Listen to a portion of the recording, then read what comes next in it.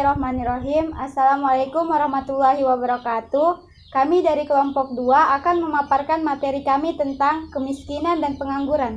Saya Sela Sriwahyuni, saya Metiana Gana, saya Jaslin, dan saya Sukmawati, saya Lia, saya Alfiani, saya Jantiana.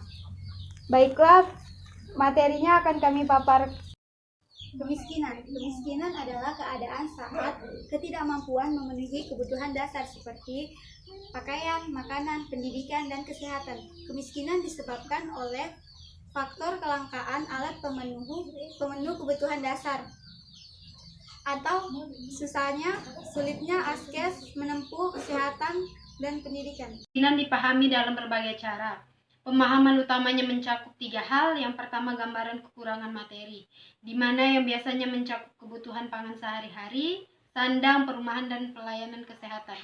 Yang kedua, gambaran tentang kebutuhan sosial, termasuk keterkucilan sosial, ketergantungan, dan ketidakmampuan untuk berpartisipasi dalam masyarakat. Yang ketiga, gambaran tentang kurangnya penghasilan dan kekayaan yang memadai. Makna memadai di sini dapat berbeda-beda, meliputi bagian-bagian politik dan ekonomi di seluruh dunia.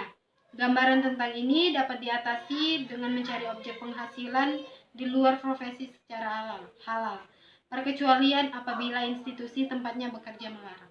Ada 14 masalah kemiskinan. Yang pertama, tingkat dan laju pertumbuhan penduduk. Yang kedua, tingkat upah. Yang ketiga, distribusi pendapatan. Yang keempat, kesempatan kerja.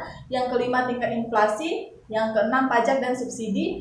Yang ketujuh, investasi. Yang kedelapan, alokasi serta kualitas sumber daya alam.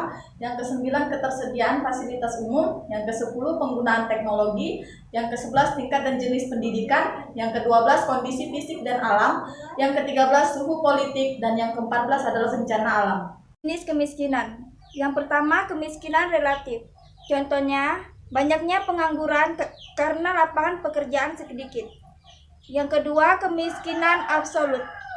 Contohnya, keluarga yang kurang mampu. Kebijakan anti kemiskinan. Ada 3 pilar utama strategi pengurangan kemiskinan, yaitu yang pertama, pertumbuhan ekonomi yang berkelanjutan dan yang pro kemiskinan. Yang kedua, pemerintah yang baik. Yang ketiga, pembangunan sosial. Pengertian pengangguran adalah seseorang yang tidak bekerja sama sekali, sedang mencari pekerjaan, atau seseorang yang sedang berusaha mendapatkan pekerjaan yang layak. Jenis-jenis pengangguran yaitu pengangguran struktural, pengangguran struktural, pengangguran fiksional, dan pengangguran teknologi. Berikut penyebab-penyebab pengangguran. Yang pertama, besarnya angkatan kerja tidak seimbang dengan kesempatan kerja. Keseimbangan terjadi apabila jumlah angkatan kerja lebih besar daripada kesempatan kerja yang tersedia, sedangkan kondisi sebaliknya jarang terjadi. Yang kedua, struktur lapangan kerja yang tak seimbang. Yang ketiga, kebutuhan jumlah dan jenis tenaga terdidik dan penyediaan tenaga kerja pendidik tidak seimbang.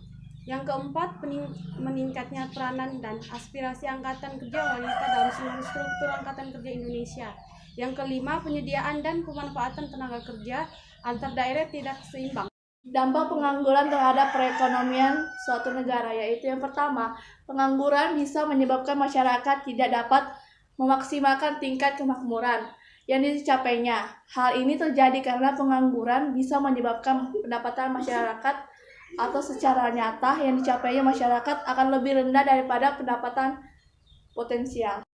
Kedua, yaitu pengangguran akan menyebabkan pendapatan nasional yang berasal dari sektor pajak berkurang.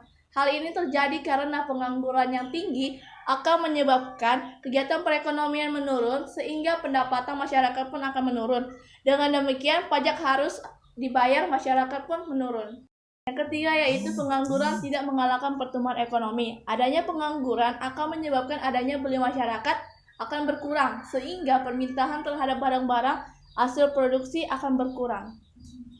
Berikut ini adalah data kemiskinan dan pengangguran yang kami ambil dari BPS selama 5 tahun terakhir.